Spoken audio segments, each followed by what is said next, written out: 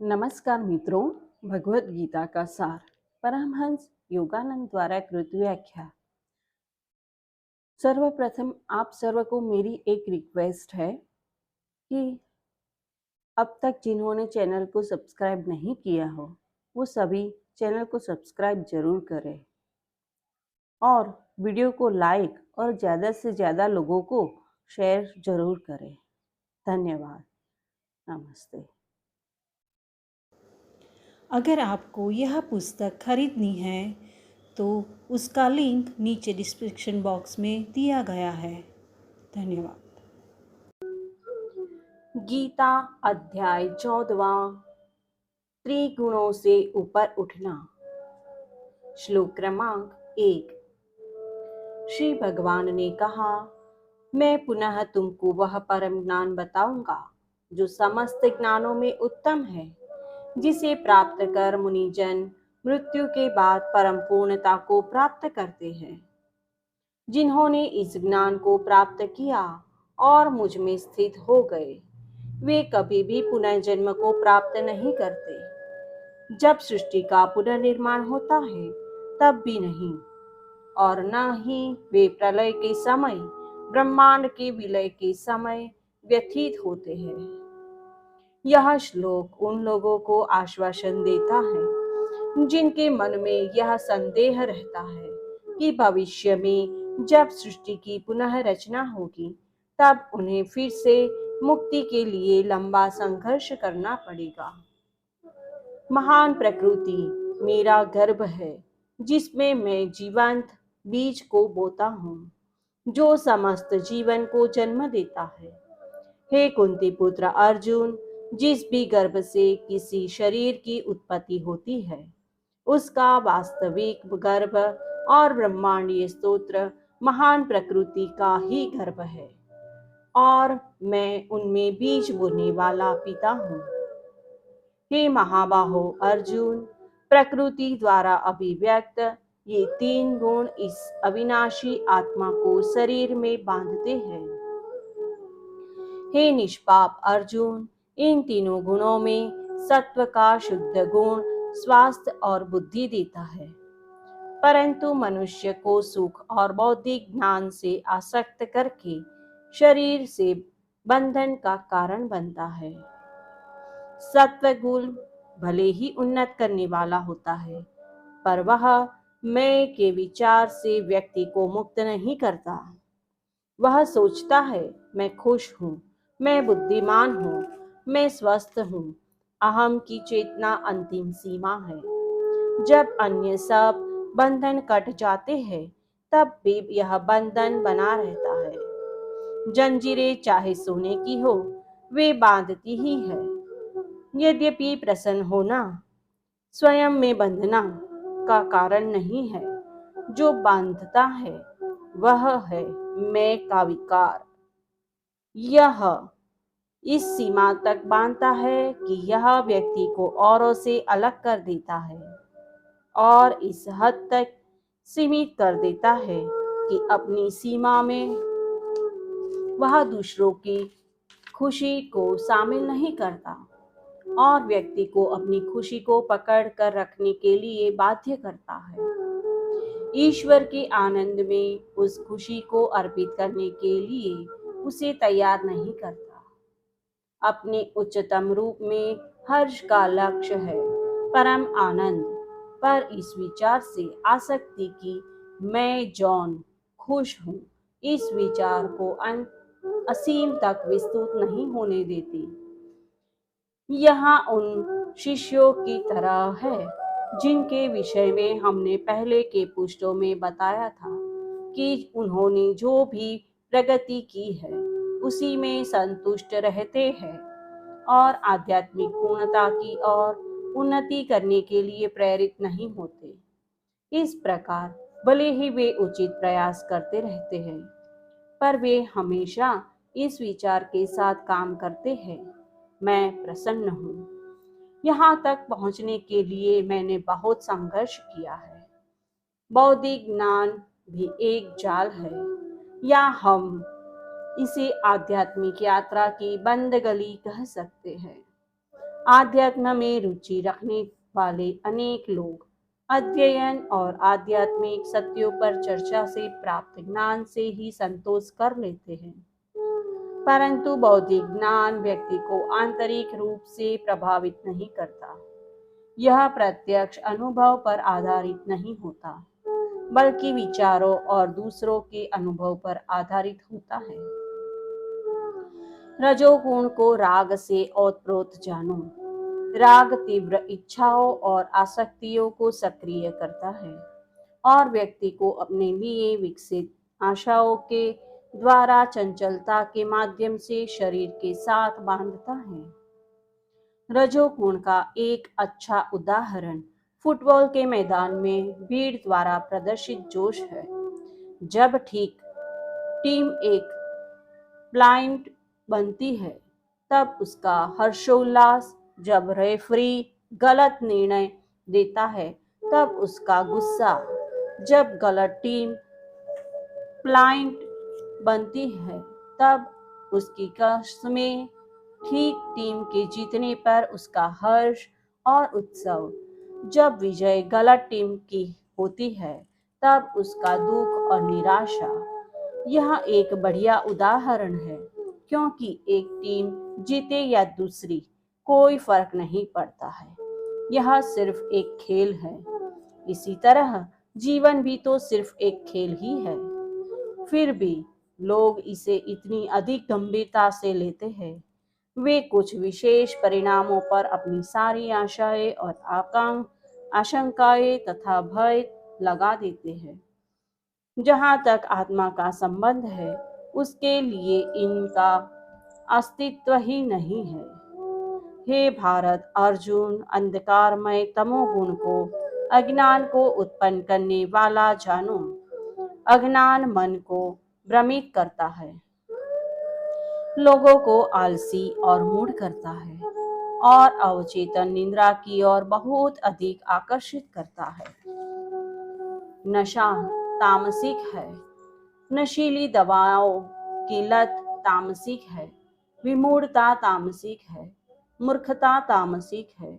कुछ भी चाहे, गलत भोजन, निष्क्रियता की आदत, उचित व्यायाम की कमी, किसी उलझन को सुलझाने की अनिच्छा, चुनौतीपूर्ण वास्तविकता का सामना न करना, परिस्थितियों की नकारात्मक स्वीकृति, चाहे वे चेतना के लिए लज्जाजनक हो, उनको सुधारने की चिंता न होना, जिनके कारण मानसिक स्पष्टता न हो, इन सबको तामसिक कहना उचित होगा। तमोगुण मनुष्य के ब्रह्मांडीय स्वभाव से उत्पन्न स्वभाव का वह गुण है जो सभी प्रकार के कष्टों का कारण है। यह व्यक्ति के अहम के चारों ओर इतनी मोटी दीवार बनाता है कि व्यक्ति स्वयं को, अपने स्वार्थ को अन्य किसी के हित से जुड़ा नहीं देख पाता। सागर और लहरों के रूपक में तमस लहर के उस भाग का प्रतिनिधित्व करता है जो सागर के वक्षस्थल से सबसे अधिक दूर होता है। तमोगुण का कार्य लहर के मध्य भाग, राजसिक भाग द्वारा किया जाता है। तमोगुण की अपनी कोई शक्ति नहीं होती और अपनी अभिव्यक्ति की चरम सीमा पर पहुंचकर वह झाग बनकर बिखर जाता है। मेरुदंड में शक्ति के प्रवाह में तमोगुण पदार्थ के प्रति आसक्ति का नीचे की ओर का खिंचाव है और उस बिंदु पर ऊपर पहुंचकर वह सक्रिय होकर कुछ खोजता नहीं है, बल्कि आंखें बंद कर उस वस्तु, पदार्थ या परिस्थिति को चिपक जाता है जिसे अहम, मेरी है, किसी और की नहीं कहता है। सत्वगुण व्यक्ति को सुख से जोड़ता है, रजोगुण कर्म से जोड़ता है और तमोगुण ज्ञान, जो समाधान की चेतना को देता है, का गला दबाकर व्यक्ति को कठिनाइयों में डुबा देता है। सत्वगुण चेतना को ऊंचा उठाना है, रजस उससे बाहर की ओर लगाता है। तमस उसे इतना मंद कर देता है कि ठीक और गलत का प्रश्न ही नहीं उठता। यदि सत्वगुण में रजस का बिल्कुल भी मेल नहीं है तो वह व्यक्ति को निष्क्रिय रूप में प्रसन्न बनाता है और इसके कारण उस व्यक्ति का अपनी उच्च अवस्था से जड़ता में गिरने का संदेह बना रहता है और इस प्रकार चक्र चलता रहता है। रजस के 3 पहलू हैं।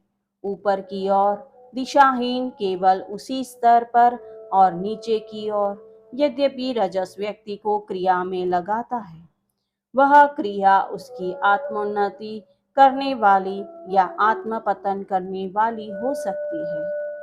अपने कर्तव्य का अपनी अंतरात्मा के अनुसार पालन करने के लिए व्यक्ति को सत्व रजस के प्रभाव में कार्य करना चाहिए। दूसरी ओर वह कर्म जो केवल अपने संतोष के लिए इच्छा और आसक्ति के प्रभाव में किया जाता है, वह व्यक्ति को किसी भी दिशा में ले जा सकता है। यदि व्यक्ति ऐसे कर्म से यह देखना सीखता है कि दूसरों की भी जरूरतें हैं और उनकी परवाह करता है, तो स्वार्थपूर्ण कर्म उसे ऊपर उठाएंगे और उसकी चेतना को अधिक मुक्त करेंगे। किंतु यदि व्यक्ति जानबूझकर आत्मसंतोष के अपने संघर्ष से दूसरों की जरूरतों को अलग कर देता है, तो उसकी चेतना स्वयं में ही सिमट कर रह जाएगी और उसकी शक्ति मेरुदंड में नीचे की और निम्न चक्रों में चली जाएगी। कुछ लोगों में रजस और तमस को दबाकर सत्व प्रधान होता है, अन्य में सत्व या तमस के स्थान पर रजस प्रधान होता है और कुछ में सत्व और रजस दोनों को तमस आच्छादित कर लेता है। यह बात स्पष्ट रूप से जाननी चाहिए कि सभी व्यक्ति 3 गुणों के मिश्रण हैं। जिस प्रकार लहर में भी 3 भाग होते हैं, एक सागर की सतह के निकटतम होता है, मध्य भाग जो लहर को और ऊंचा धकेलता है, और शीर्ष भाग। इस बिंदु पर सागर स्वयं सार्थक नहीं लगता। संत लोग निश्चित रूप से मुख्यतः सत्व गुण को ही अभिव्यक्त करते हैं। कभी कभी उनके स्वभाव का तमोगुण का पहलू तब दिखाई देता है जब वे अपनी चेतना पर निंद्रा का आवरण डाल देते हैं या कुछ क्षण के लिए सात्विक क्रियाओं से विश्राम लेते हैं। संत अपने स्वभाव में रजस का भी प्रदर्शन करते हैं जब वे दूसरों के हित के लिए प्रयत्न करते हैं या वे जब चुटकुले और हंसी मजाक द्वारा विश्राम करते हैं। सांसारिक लोग अपने अहम की तुष्टि में लगे रहते हैं। कभी कभी सत्व के लक्षण उनमें तब दिखाई पड़ते हैं जब वे दूसरों की सहायता करते हैं या अपने बच्चों की सहायता करते हैं ताकि वे बड़े होकर जीवन में सफलता प्राप्त करें। उनमें तमस तब दिखाई पड़ता है जब वे सोते या जरूरत से ज्यादा आराम करते हैं, बल्कि तब भी जब वे अपने किसी कर्तव्य को बहुत बड़ी मुसीबत समझकर उसका पालन नहीं करते। मंद बुद्धि तामसिक लोगों में रजोगुण तब दिखाई पड़ता है जब वे किसी काम को पूरा करने के लिए दौड़ धूप करते हैं। वे सत्व का प्रदर्शन तब करते हैं जब वे किसी भी चीज की प्रशंसा करते हैं या जब वे आलस्य में भी कभी स्वयं से जीवन के विषय में प्रश्न करते हैं। क्या सचमुच इसका कोई फायदा है?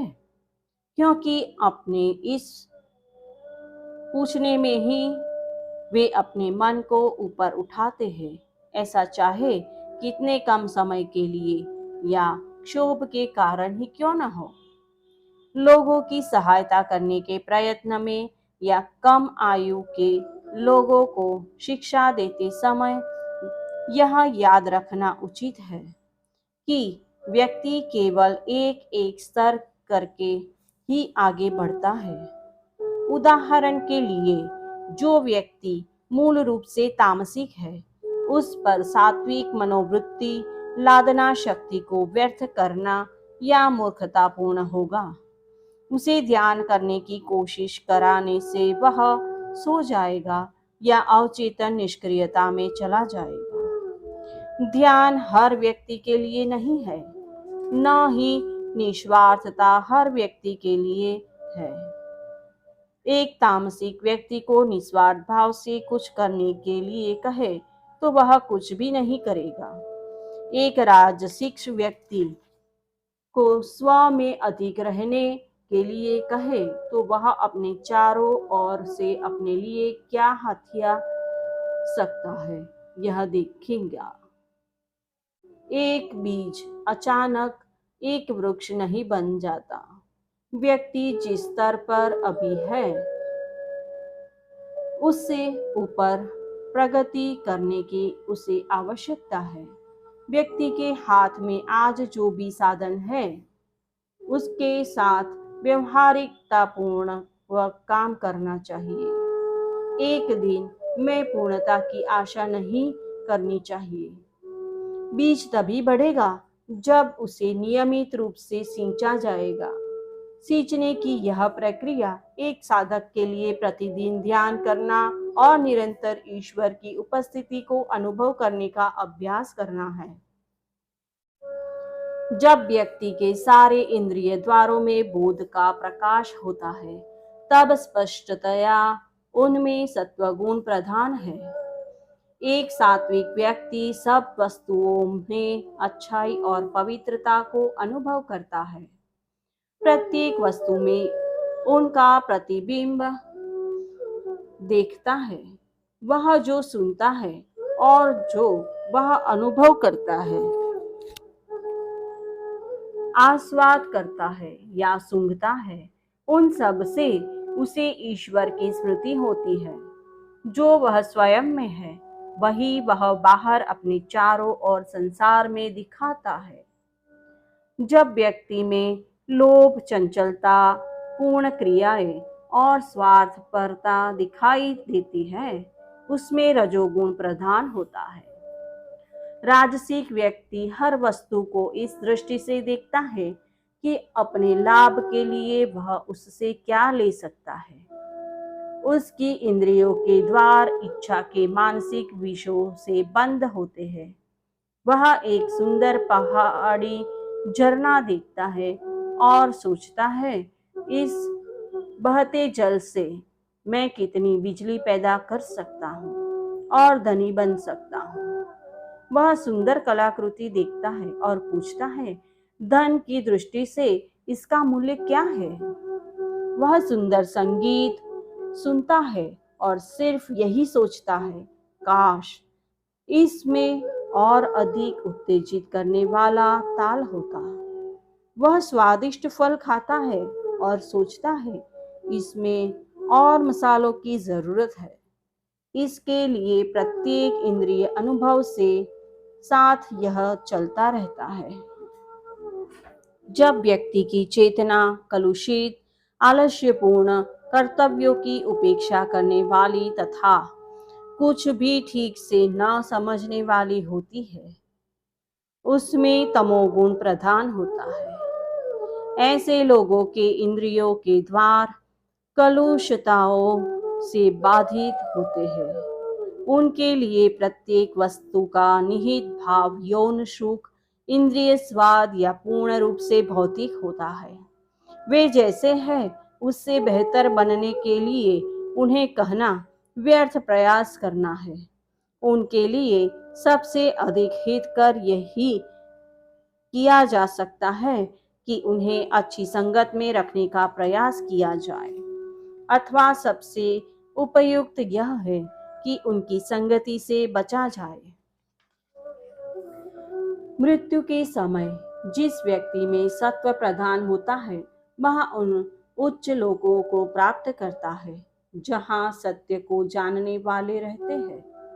प्रत्येक व्यक्ति के जीवन में मृत्यु का क्षण सबसे अधिक महत्वपूर्ण होता है। इसीलिए कृष्ण भगवद गीता के कई श्लोक इस पवित्र क्षण के लिए समर्पित करते हैं। उस समय व्यक्ति के विचार जैसा जीवन उसने जिया उसे प्रतिबिंबित करते हैं। उसे अपनी चेतना को उन्नत बनाए रखने के लिए और प्रयास करना चाहिए। यहाँ तक कि गुरु भी, जिन्हें अपनी मृत्यु का समय सदा पता होता है, सामान्यतः उद्विग्नता का अनुभव करते हैं कि इस जीवन में तो कुछ भी है, वह उनसे सदा के लिए छिन जाएगा। इसका अर्थ यह नहीं कि उन्हें आसक्ति होती है।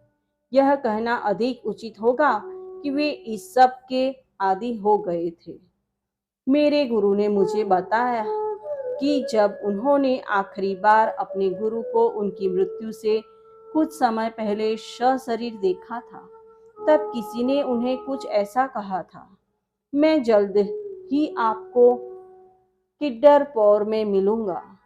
एक क्षण के लिए मेरे गुरु के हाथ कांपे और वे अप्रत्याशित रूप से बहुत जोर से बोले, मैं किड्डरपोर नहीं, कभी नहीं जाऊंगा। पर अगले ही क्षण वे पुनः आंतरिक रूप से शांत और अनासक्त हो गए थे। माया द्वारा डाला हुआ आवरण भारी होता है। ज्ञानी गुरुओं तक को भी अपनी चेतना में इसके बचे हुए चिन्हों को प्रयत्नपूर्वक हटाना पड़ता है। इसलिए जब मृत्यु आती है तो इस जीवन से बांधने वाले आसक्ति के धागों को गंभीर प्रयास से काट देना चाहिए। मोटे धागों के लिए मानसिक रूप से तेज धार वाली कुल्हाड़ी का प्रयोग करो।